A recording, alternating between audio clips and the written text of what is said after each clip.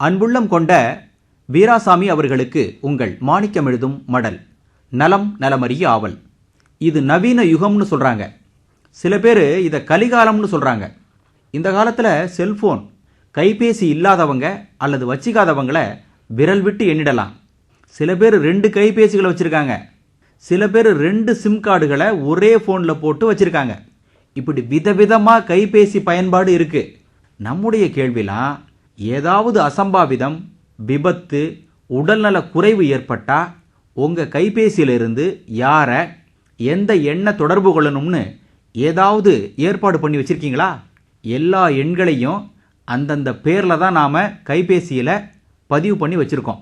யார் நமக்கு வேண்டியவர்னு, நமது வீட்டில் இருக்கிறவங்கன்னு எதிராளிக்கு எப்படி தெரியும்? இதுக்காக மருத்துவத்துறையை சார்ந்த பேராமெடிக் ஒரு முறையை பரிந்துரை செய்திருக்கு. ICE அப்படின்னு போட்டு ஏதாவது அசம்பாவிதம் நடக்கும் நேரங்களில் தொடர்பு கொள்ள வேண்டிய தொலைபேசி எண்ணை உங்கள் கைபேசியில் போட்டு வச்சுக்கணும்.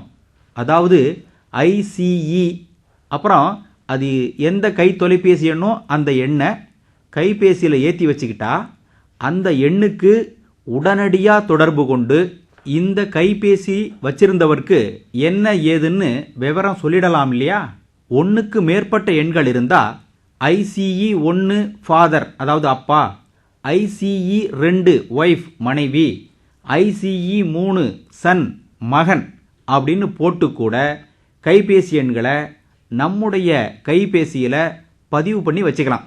வீராசாமி ஐயா, அது என்ன ICE? In case of emergency, ஆபத்தான காலகட்டங்கள்லன்னு பொருள். இது நாடு முழுவதும் அங்கீகரிக்கப்பட்டதான். அங்கீகாரம் பண்ணியிருக்காங்களோ இல்லையோ, நமக்கு உதவி செய்யக்கூடியது எதா இருந்தாலும் அதை செய்கிறது நமக்கு தானே நல்லது. உடனடியாக உங்கள் கை தொலைபேசியில் ICE எண்ணை பதிவு பண்ணுங்க, முக்கியமானது. அப்புறம் காணிக்கு ஒரு கருவேல், வேலிக்கு ஒரு மூங்கில்னு பழமொழி ஒன்று உண்டு. கருவேல் மூங்கில்லாம் இஷ்டத்துக்கு தழைகளை கொட்டி மண்ணுக்கு வளம் சேர்க்கும். இதுக்கு பரிசோதனை ஆராய்ச்சிலாம் தேவையில்லை. கருவேல் மூங்கில் மரத்துக்கடியில் போய் பாருங்க, போர்வ மாதிரி தழை கொட்டி கிடக்கும். இதை வச்சு தான் இந்த பழமொழியை அந்த காலத்திலேயே சொல்லி வச்சுருக்காங்க. அதுக்கப்புறம் ஆராய்ச்சி செய்திருப்பாங்க. அதனால் நமக்கு எது நல்லதோ தேவையோ அதை நாம் தான் ஏற்பாடு செய்துக்கணும்.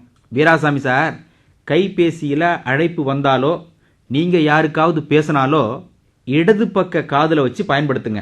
வலது காது பக்கம் வேணாமா.